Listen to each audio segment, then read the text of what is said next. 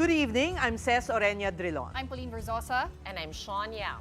The big stories tonight, talks have shifted to the future of the Vice President's impeachment trial, with the election barely officially over, while the so-called new Senate seemed to have tipped the scales in favor of Sara Duterte. Her prosecutors at the lower chamber remain confident of a guilty verdict. But first, the recent winning senators sitting as an impeachment court still need to be proclaimed, along with the winners of the party list race. COMELEC targets to make the proclamation sooner than later, or right after the canvassing of votes is completed before the weekends. And the elections may be over, but there are still many questions on how it turned out. Surprise wins and sources of votes for certain candidates are still very much a hot topic. Weighing in is TV5 Chief Election Analyst Edson Guido, who further breaks down election results for all of us later on. Obvious yung ebidensya, wala akong nakikitang dahilan para hindi sila pumabor. Speculations are still rife on how the tides have turned for Vice President Sara Duterte. The new Senate could just ensure the VP's political survival. But this early, Malacanang is saying it has not been, nor will it ever, be behind any attempt to impeach Sara. Per latest partial unofficial results, 5 of Duterte's allies are in the Magic 12. They are re-electionists Bongo, Bato de la Rosa, and Amy Marcos, as well as Representatives Rodante Marcoleta and Camille Villar. 2/3 of the Senate, or 16 votes, are needed to convict Duterte on the grounds of her office's misuse of confidential funds. But the palace insists it is leaving the matter to the senator judges and would not have any role in the impeachment. So yan po ay ating tinututulan at pinasisinungalingan po. Wala pong sinasabing anumang pagkumpiyansa na para mapatalsik o matanggal sa pwesto ang Vice Presidente. Malacanang also emphasized that it is happy with the result of the polls, even if only half of Alianza's bets made it to the top 12. But the Marcos administration did blast politicians who allegedly disguised themselves as members of the opposition. Inaasahan din po ng administrasyon ang presensya ng lehitimong oppositionist. Pero lalabanan po ang mga obstructionist na nagtatago sa pangalan ng oppositionist. Mga obstructionist na maaaring pansarili lamang ang kanilang ilalaban. At the House of Representatives, where the impeachment complaint emanated, hope is alive that Vice President Duterte will be convicted for high crimes. The lower chamber's prosecution team is also changing. Marian Enriquez has this report. As expected, not all re-electionists got their wish to stay put. At the House of Representatives, several will not be able to join the upcoming 20th Congress, including 2 designated prosecutors for the impeachment trial of Vice President Sara Duterte. These are General Santos Representative Loreto Atcharon and Ako Bicol Party List Representative Jill Bongalon. Now talks shift to who could possibly replace them in the historic impeachment trial. A few names are floating. Attorney Shal Jokno, now poised to become congressman as first nominee of party list race frontrunner Akbayan, and former Senator Leila De Lima, presumptive representative of Mamamayang Liberal Party List. There's also Mero Kimbo, who won as Marikina's 2nd District Representative. For Joel Chua, who's keeping his seat as Manila 3rd District Representative and designation as House Prosecutor, these personalities could be a formidable addition to their team. Yung personal opinion ko, talagang maganda rin na makasama namin sila dahil unang-una, nakita naman po natin, hindi po ito mga ordinaryong mga kongresista, mga dekampanilyang abogado to. Talaga ng mga may karanasan, may credentials at masasabi natin na talaga namang batak na pagdating sa trial. Aside from her stint at the upper chamber, De Lima was also former Justice Secretary, while Jokno is a human rights lawyer. Kimbo, on the other hand, was part of the prosecution team during the impeachment trial of the late Chief Justice Renato Corona. With or without these three, though, Congressman Chua is confident of winning the case against the Vice President. Very overwhelming, very blatant, very obvious yung ebidensya. Wala akong nakikitang dahilan para hindi sila pumabor. Otherwise, kailangan ipaliwanag nila sa taong bayan kung bakit hindi magiging ganun ang kanilang boto. Former Senator De Lima is likewise confident of a guilty verdict for Vice President Duterte. De Lima was spokesperson for the group that filed the first impeachment complaint against Sara in December last year.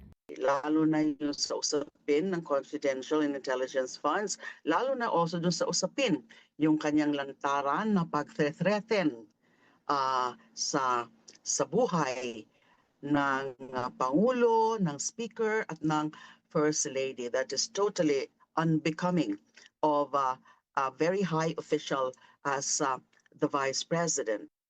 But what if she is tapped as a House prosecutor? I'll be giving it a serious thought and consideration. But I would always be willing, as I said, kung anuman role ang pwede sa akin na sa tingin ko kaya ko at magagampanan ko ng katapatan, ng buong katapatan, I will do it. The Senate is expected to start Duterte's impeachment trial after President Bongbong Marcos's fourth State of the Nation address or when Congress formally resumes session. For News 5, I'm Marian Enriquez. We are One News. And here's an update. Partyless representatives Leila De Lima and Shell Jokno will indeed be House prosecutors in the impeachment trial of Vice President Sara Duterte. De Lima confirmed accepting the invitation of House Speaker Martin Romualdez to stand as one of 11 prosecutors in the trial. De Lima says her decision comes from a place of duty and principle, noting that this is not about personalities or partisan politics. The former senator and Justice Secretary insists it is about honoring the public trust and responsibilities that come with it.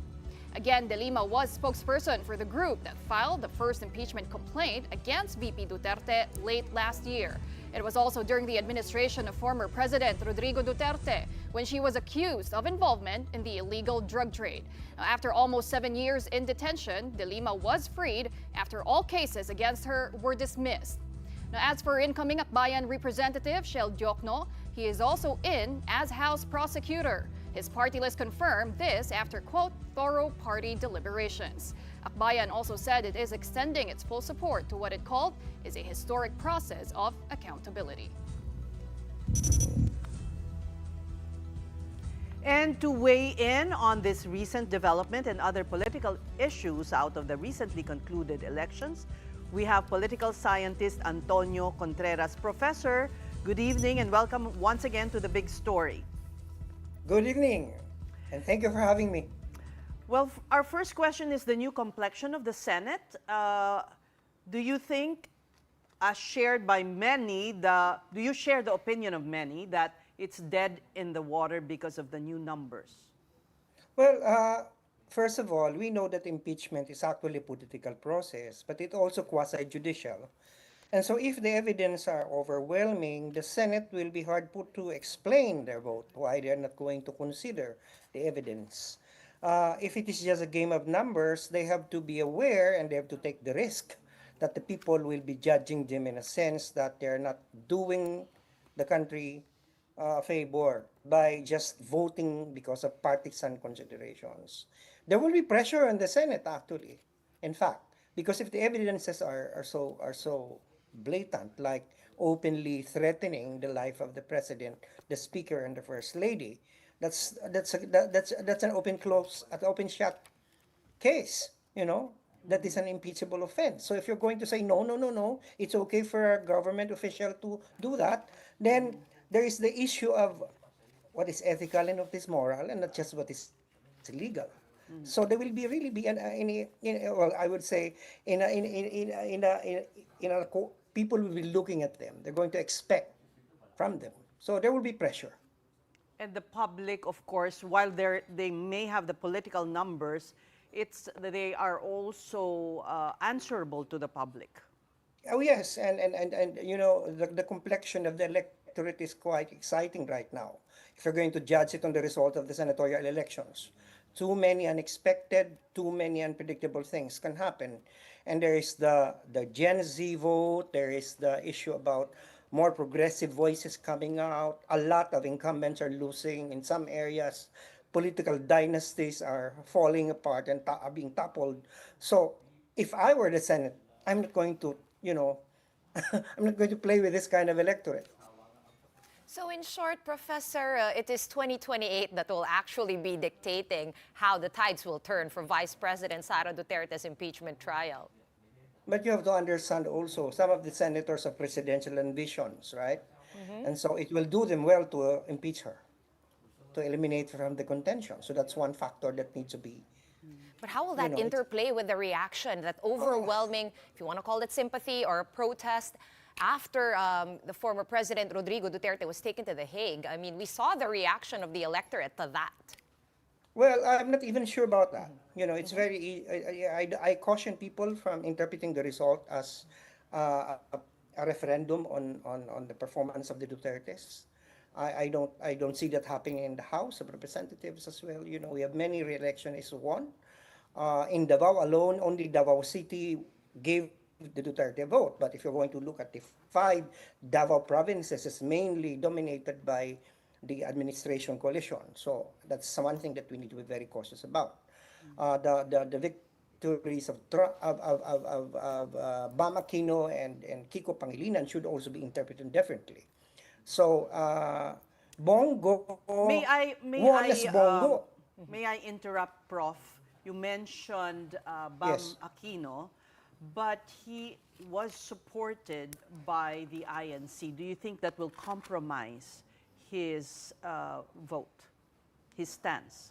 Yeah, well, many people are saying that maybe that's a quid pro quo for the endorsement, that he's going to vote against impeachment.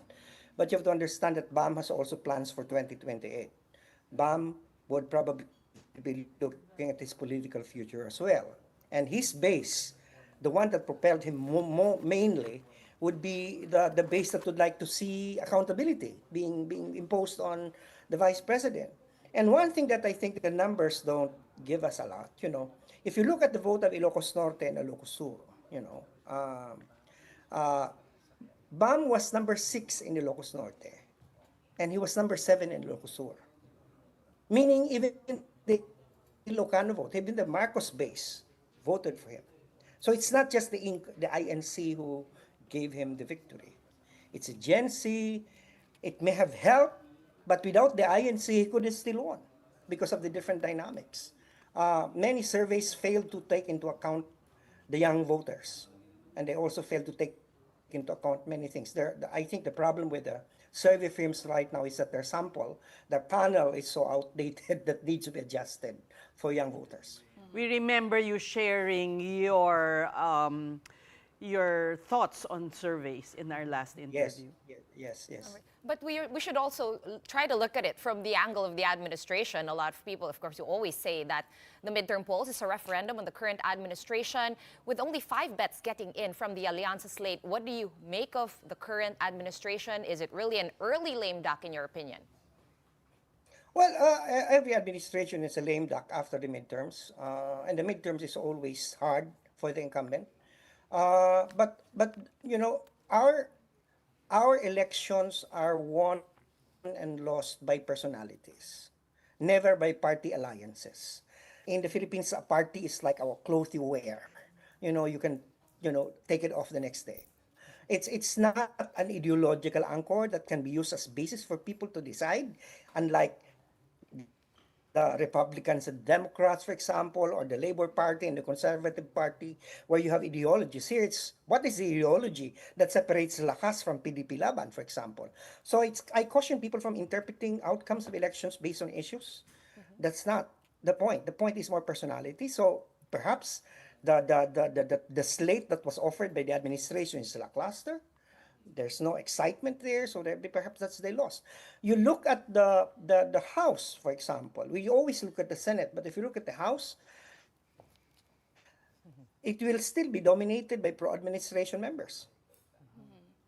Okay, so Professor, just going back to our discussion on the impeachment, taking a look at the composition of the Senate for the 20th Congress, can we get your fearless forecast? Will Vice President Sara Duterte secure the 9 votes she needs to be acquitted? Well, actually, let me put it this way.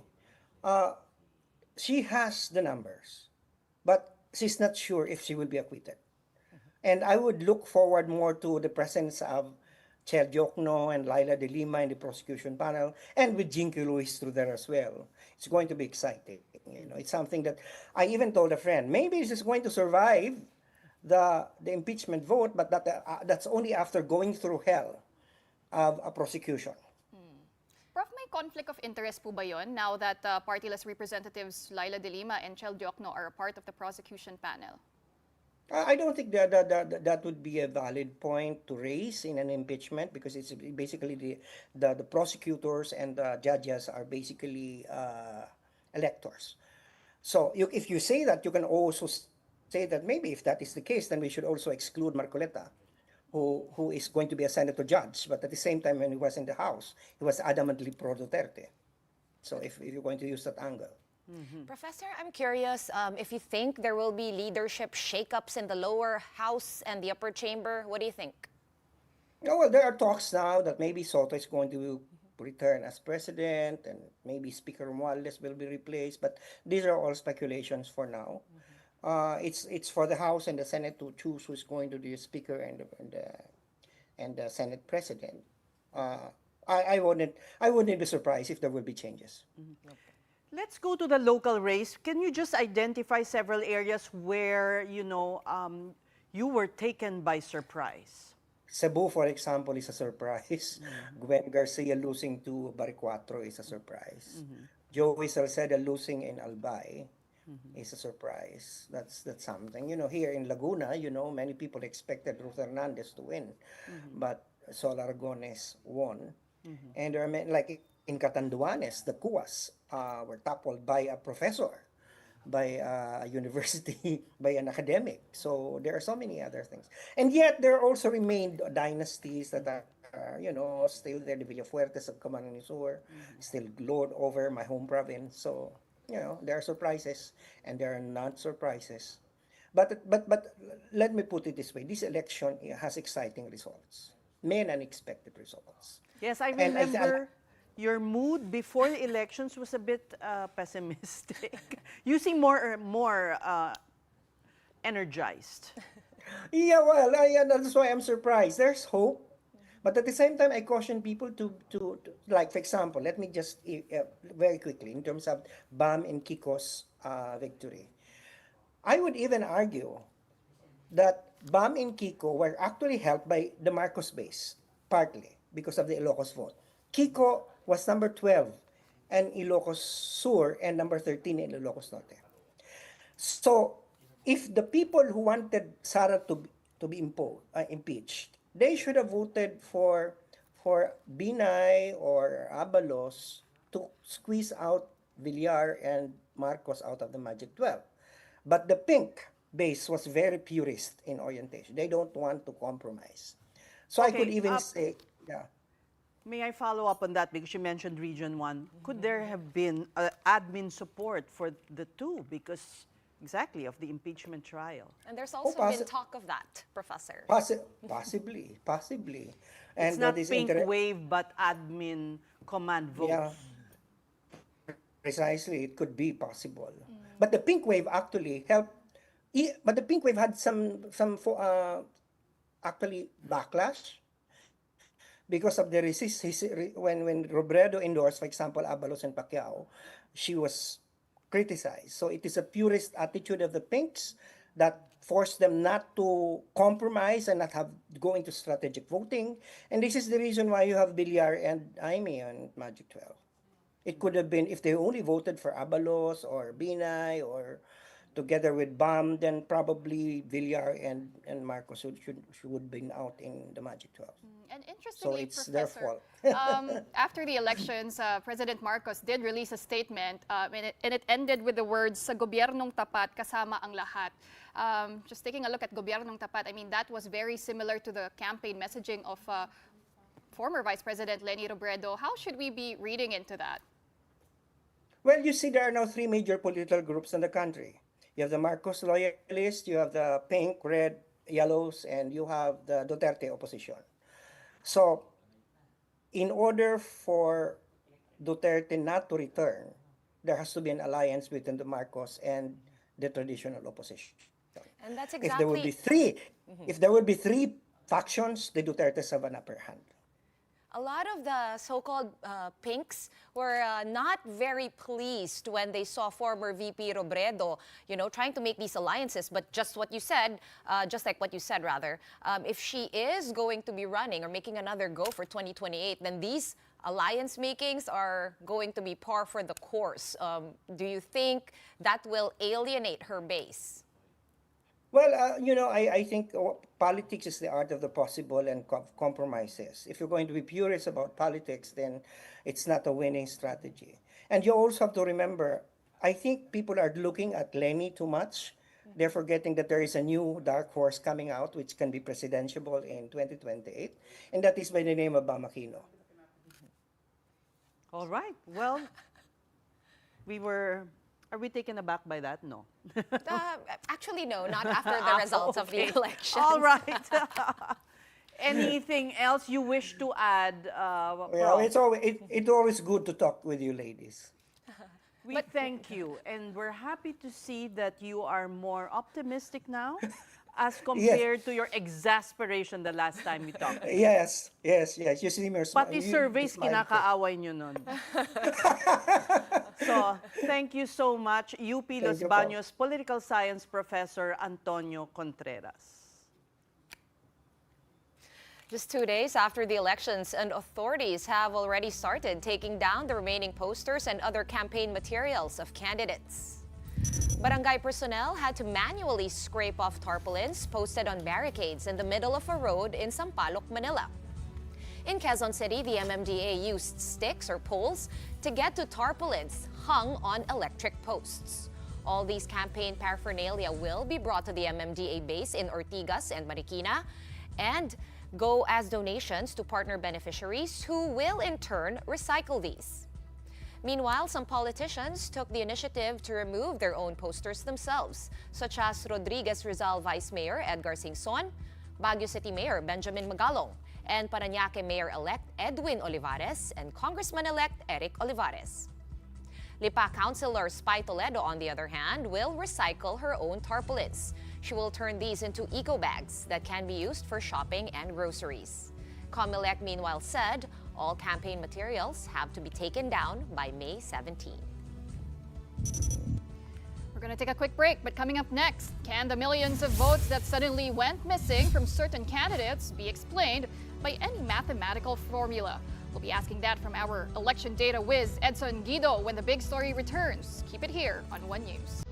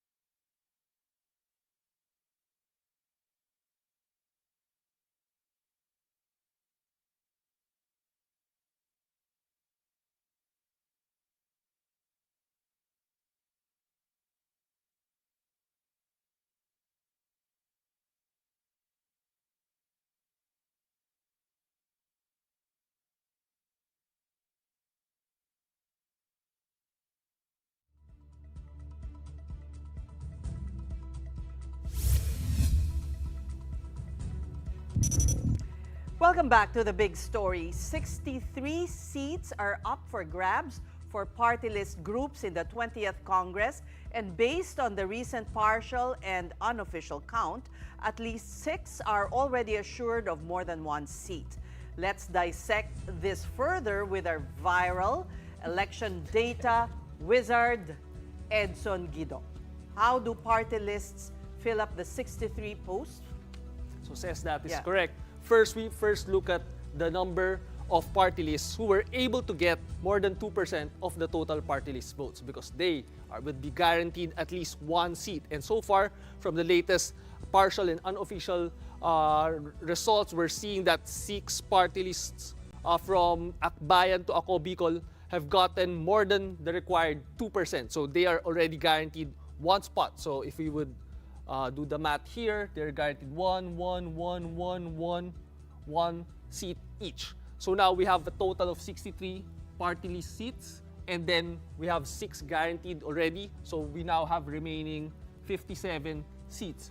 So now, for the second round, we will now compute how many additional seats would these 6 party lists get. And we would multiply the 57 remaining seats by their individual ratios. So now it's 57 times 6.71%, so that is equal to 3.8. But then we would disregard the decimal point, so that's 3 additional seats. So that's 1 guaranteed seat for Akbayan plus 3 additional seats. That gives them 4 total seats. But then we have to remember that for every party list, there's just a maximum allowable seat of 3. So even though this is 1 plus 3, that's 4, they would only get a total of 3 seats. For Duterte Youth, they were able to get 5.61% of the total party list votes. So if you multiply 5.61% by 57, that's equal to 3.2. So, 3.2. So disregarding the decimal point, that's 3 plus 1, they'll get a total of 4. But again, we have a limit of 3, so they would also get the maximum allowable number of seats, which is 3. Now for Tingog, they were able to get 4.36% of the total party list votes. Again, we multiply that by 57, which gives them 2.5 additional seats, or disregarding the decimal, that's 2. So 1 plus 2, they'll get the maximum number of 3 seats. Now for 4-piece, this is very interesting, because if you multiply the ratio of 3.50% by 57, that is actually equal to 1.995. So if we disregard the decimal, that's 1 additional seat. But that is very close to 2. So we will be closely monitoring the final votes for 4-piece, because yesterday this was actually 2.0 something. So they were able to get 2 additional seats. But then we're seeing that the ratio has dropped to 3.50%. So if, let's say, they're able to get more votes in the next few hours, once we get the full picture of the transmission, and this goes back up to 2, under that assumption, that's 1 plus 2, we get 3 seats. But then if the number remains to be below 2, so they'll get an additional of just 2 seats. So at this point, we're still not sure. For ACT-CIS, we do the same thing, just multiply 57 by 0.0298, that's 1.7. Again, disregarding the decimal point, that's 1 plus 1. So they get 2 total seats. And then lastly, for Ako Bicol, that's 57 multiplied by 0.0259, which gives them 1.5, or a total of 2 seats. So looking back at this picture that we have, it's 3 seats for Akbayan, 3 seats for Duterte Youth, 3 seats for Tingog. For 4-piece, we'll closely monitor the situation, whether they'll get 2 or 3 seats. Then ACT-CIS and Ako Bicol would also get 2 total seats. So how do we fill up the rest of the 63 total seats, right? So now we have, let's just sum this up. That's 3, 6, 9, 11, or 12, depending on the final numbers of 4-piece. And then this is 14, 16. So 63 minus 16, that is 47 remaining seats. So what we would do is that we would, number 7 is Uswag Ilonggo, that's below 2%.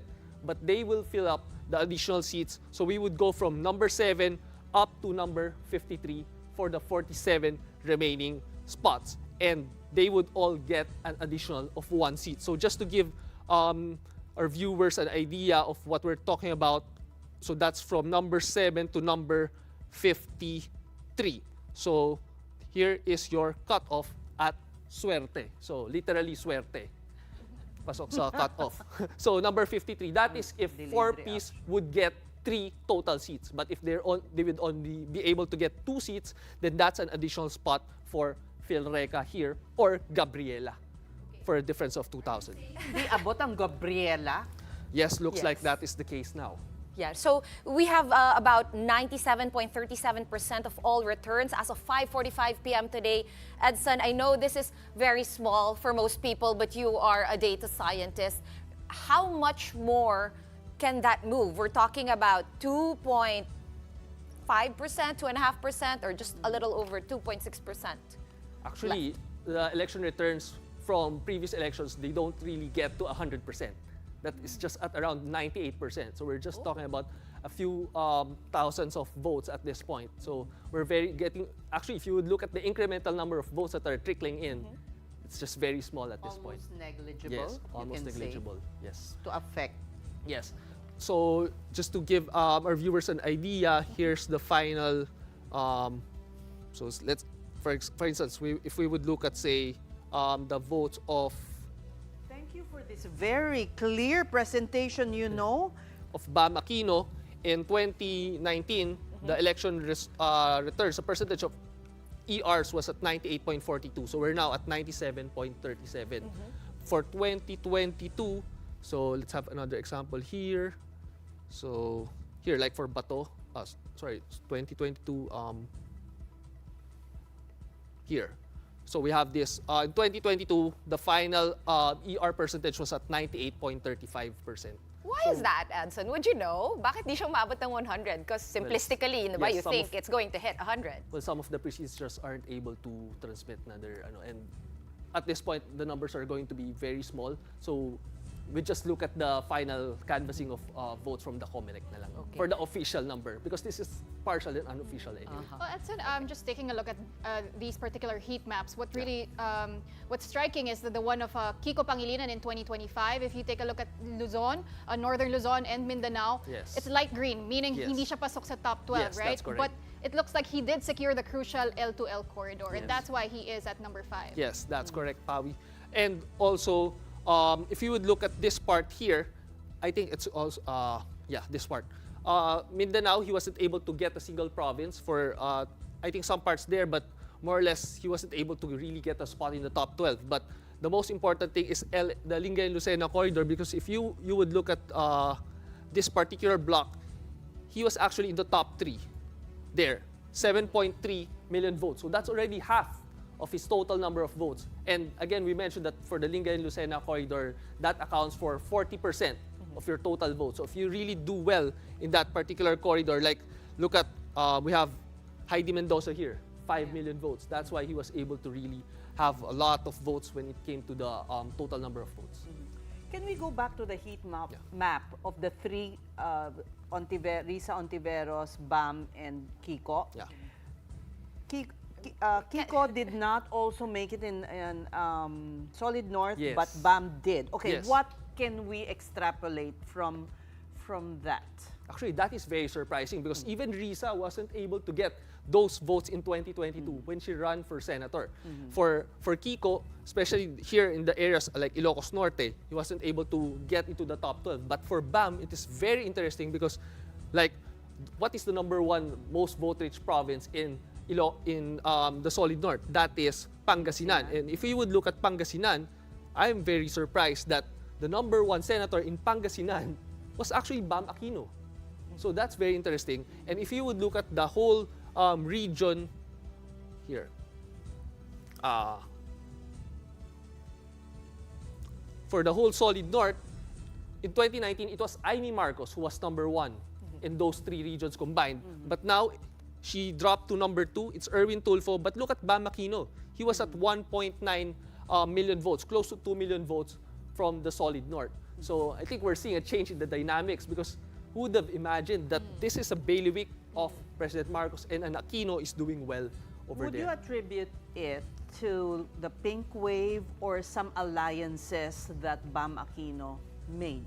Definitely some alliances that Bam Aquino was able to strategically make, because we saw that if we would just talk about the pink wave, we didn't see that for Kiko Pangilinan. We also didn't see that for Risa Ontiveros in 2022. But Bam, it was only in Abra where he wasn't able to make it to the top 12. But the rest, he was able to be in the top 12 for most of the provinces up there in the solid north. How about his relatively okay showing in Mindanao? Yes, that is also very helpful.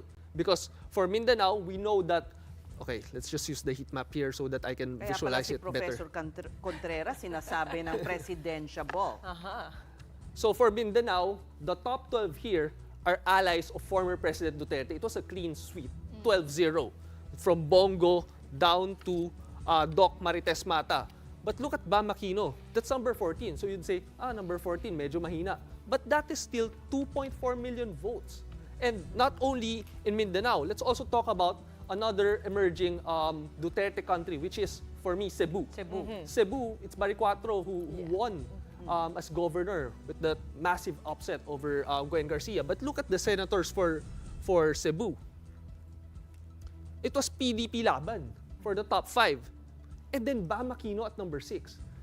And it's all PDP laban after that. And Kiko is at number 13. But look at Bam.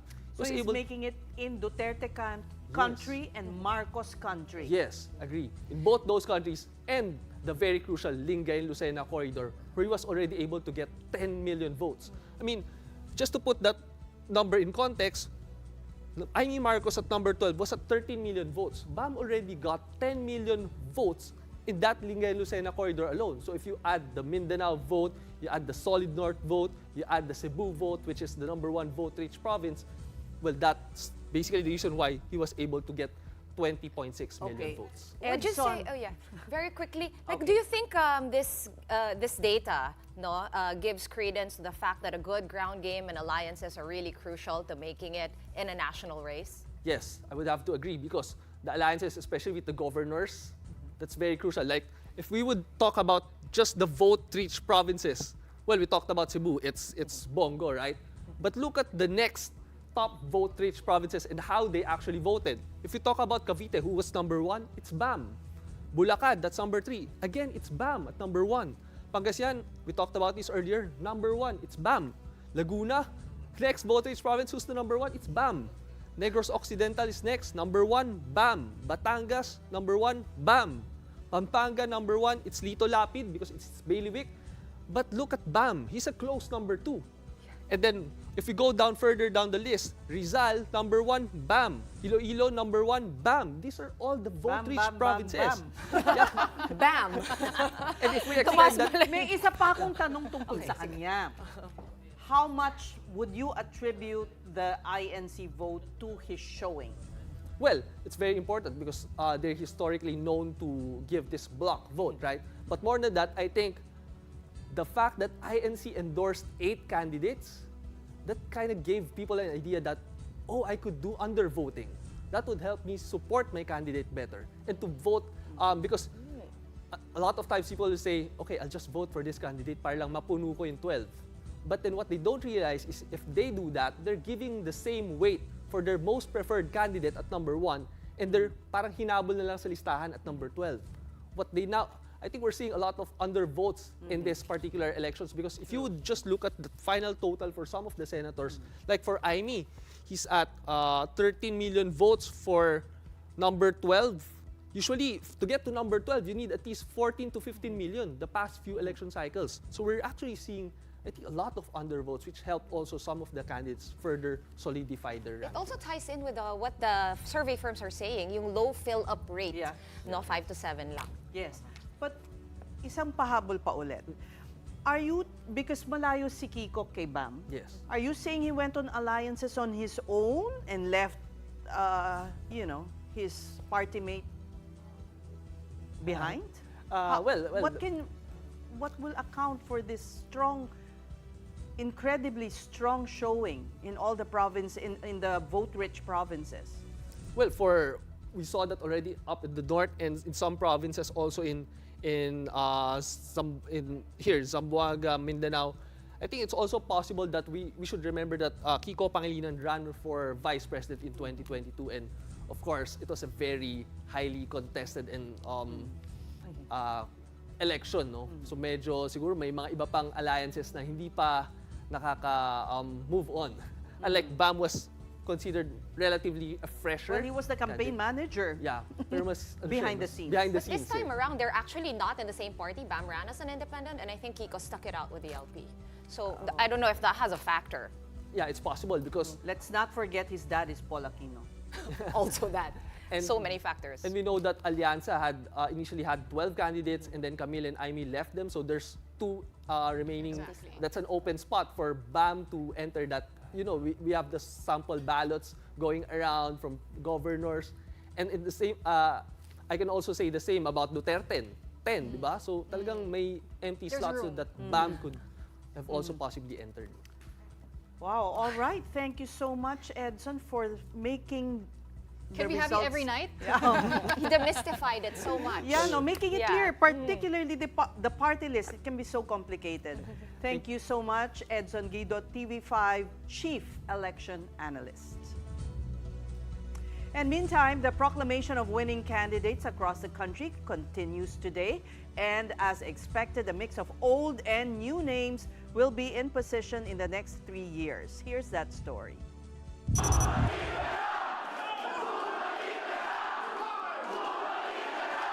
He is back. Isko Moreno has officially been proclaimed as mayor-elect of Manila.